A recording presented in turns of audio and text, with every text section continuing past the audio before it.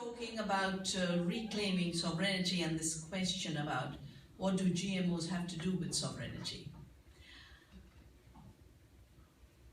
I think the first thing that comes to my mind is that what you're facing is what we are facing in India, is what's being faced in Philippines, where they're pushing this foolish golden rice, which we don't need to provide vitamin A, which is being faced in Bangladesh, where they've taken the GMO eggplant, which we stopped in India, so they just took it to this little country. So the new rule is of global corporations. And everywhere they're destroying the biodiversity, the land, the farmers, everywhere they're poisoning and they're destroying democracy. And our challenge is, how do we reclaim home rule in terms of local self-determination, while we define home rule as planetary citizens, rising in a resurrection against this corporate crime against the planet across our diversities. Because part of what the legacy of this top-down governance has been is the assumption that only force unifies, only external control unifies, that diversity is divisive. But the opposite is true. Diversity is the unity. And while you work to deepen your home rule here, we've to link every aspiration of home rule everywhere into the future movement of the planet, which I call Earth democracy. A democracy of the Earth with all her beings, all her species, with every community self-organized and self-determining, but connected. Because self-organization and home rule does not mean insularity. It means connecting even more deeply at the level that matters. And that deeper level is ayana.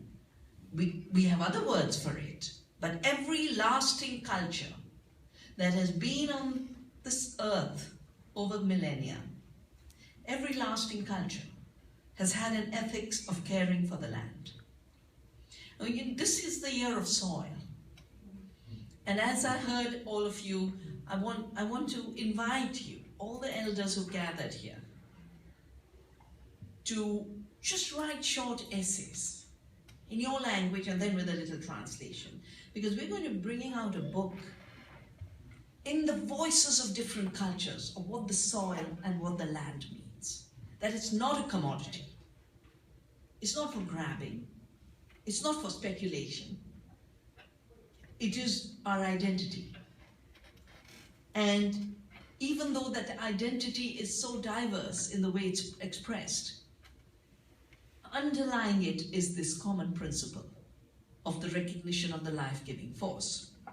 So this is really something we could do. And I was thinking while I heard about this wonderful walk around Maui, that for those who worry about how do GMOs link to sovereignty, they link to seed sovereignty, it would be wonderful to make this island march a saving of the biodiversity and collections of seed to distribute into the future, so that there is GMO-free seed available for the agriculture that must come instead of this poison agriculture.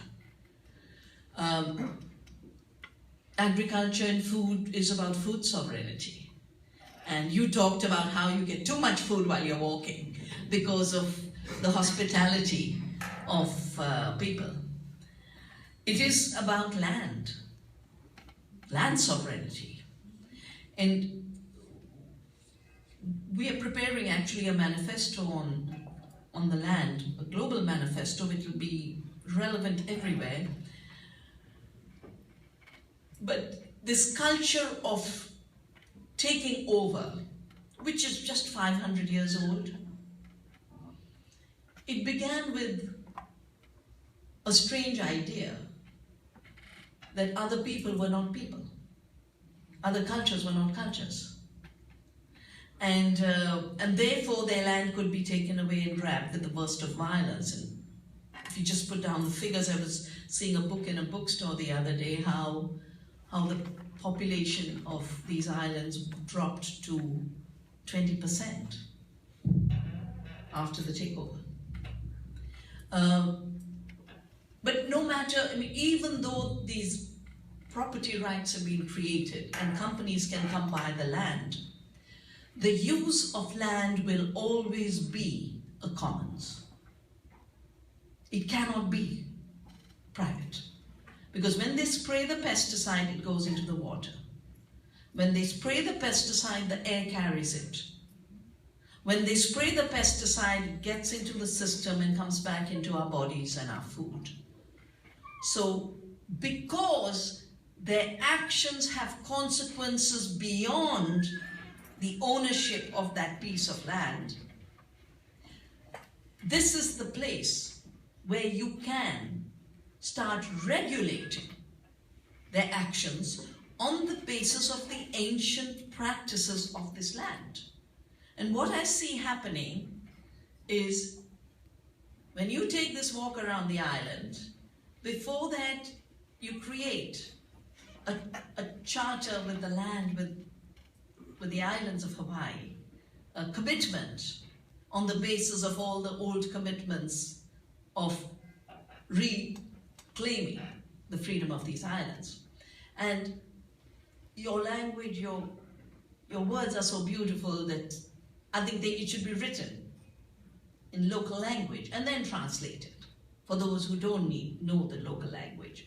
But a charter about what instruction the land gives us.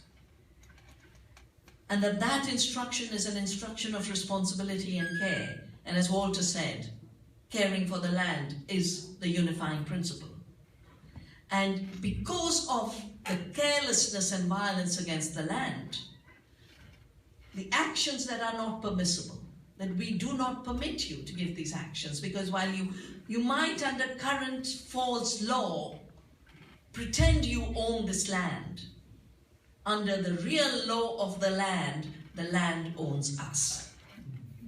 And that instruction should be then shared around the island. And notice what we do. We've shut down 3 Coca-Cola plants in India. And everyone thought Coca-Cola was so big no one could deal with them. Because the only way they can bottle all that water in millions and millions of bottles every day is by stealing it from local communities. So women came out and said, you're stealing our water. Cases went up to the courts, but the women kept on saying, even the courts rule in their favor, we are going to shut them down. So 3 plants are shut down today. And one of the actions we had was serving notice to Coca-Cola that water is a commons, it belongs to the community. You never took permission from us. We don't give you permission to exploit, so pack up and go. And I think this action only you all can undertake in terms of serving notice to the agrochemical companies to say you've violated every law that comes from INA. And because of that violation, we put you on notice. And we give you a little bit of time to do reparations. But after that, we are going to, on the basis of the law of the land, which is both home rule in the narrow sense and home rule in the deeper sense of the law of the earth, we will have to take more drastic action. But I think that would be the only way. What small steps have been taken in Maui could become big steps that are not just for Hawaii, but have planetary impact everywhere.